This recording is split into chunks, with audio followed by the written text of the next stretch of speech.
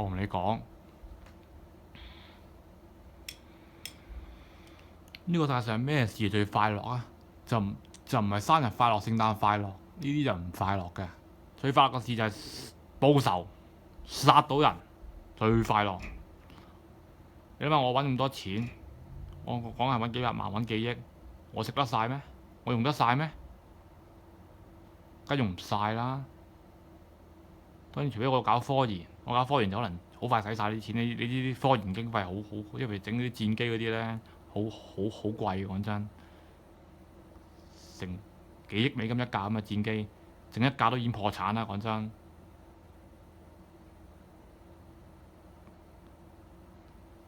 講真咧，要社團嗰啲人咧，要社團做嘢冇用嘅。講真，要黑社會做嘢冇戇居嘅。講真，諗下都知啦。因為你啲黑社會做嘢講利益，佢又唔會就算真係俾1億，佢都叫佢唔喐。講真，我同你講點解咧？因為邊得罪到佢，由得佢自己陰光佢，係捐錢俾呢個反對習近平嘅勢力，一定要同習近平鬥過，咁樣先有用。一定要捐錢俾共產黨，支持佢繼續鬥，就係咁簡單。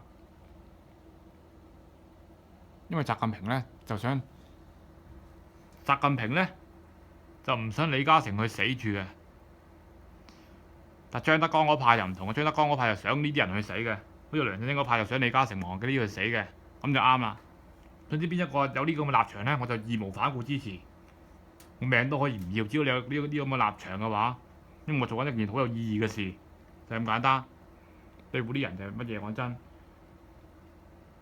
個問題冇所謂。講真，只要你自己戇居，你香港人自己，香港人係好抵死嘅。香港人係咁鬧李嘉誠，而家你梁振英幫你報仇，你又唔感謝佢，我都覺得好火一滾。所以我絕對唔會同情香港人。香港人攞嚟賤嘅，香港人真係好賤格嘅，知唔知啫？好 cheap， 係咁鬧佢，而家佢擁佢死，你又撐佢，就咁簡單啊嘛。CY 幫到手香港㗎，講真。你有錢有辦法，有錢我就玩到嘢。我有錢我就可以玩好多嘢出嚟㗎啦。睇下先，我一定會請 CY 先，咁中央炒佢都唔緊要，我一定會請翻佢嘅。講真，我做老細一定會請佢。講真，幫到我手，係佢嘅招數先夠毒，可對付到呢兩條友，就咁簡單。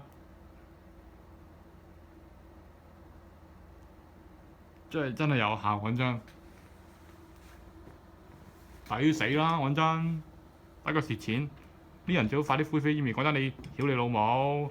你李嘉誠捱咗咁多年，嘆咗咁多年好嘢，而家就算死啊，做鬼也風流啦，都益咗你啦。講真，當然我對付啲人，我又唔係淨係斬死咁簡單。我起碼我將佢打到內米醬汁，我唔係將佢斬成肉醬，我要將佢打到內米狀態。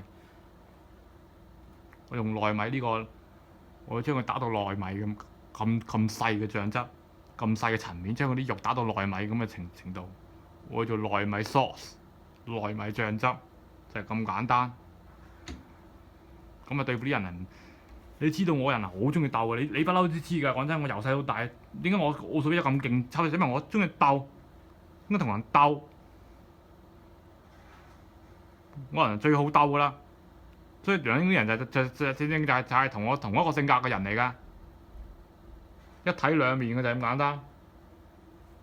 即係我同你都冇乜秘密，我其實就不嬲。你就算你唔知，我都話俾你知，就咁簡單。我不嬲都係呢樣嘢㗎啦，就咁樣嘅。OK， 有料嘛大佬？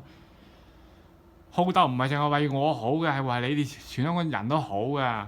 不過當然香港人我都放棄咗佢哋。講真，佢都冇即係根本上都嘥氣。講真都嘥氣。講真，你估你戇居啦，你得佢啦。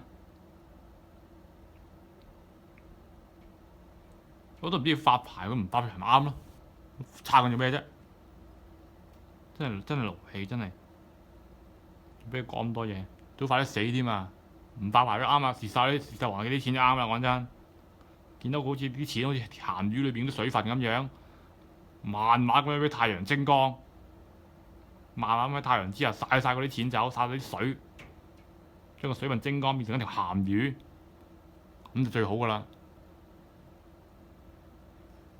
咁樣折磨佢就最好噶啦。當然，如果我折磨就唔會呢方法嘅，我一刀過將佢打到內米醬汁，我唔會用蛋黃蒸乾啊。當然呢種方法唔係最好，呢種方法係都 OK，都唔係太差。即係當然，如果你話程度嚟講係睇喺我眼中係已經係唔係算厲害㗎啦。講真，呢嘢一般嘅啫，即係都係有效，但問題最有效方法就係將佢人打到內米醬汁，就係咁簡單。講完，明未啊？咁快啲起身啦，我驗證啊，OK。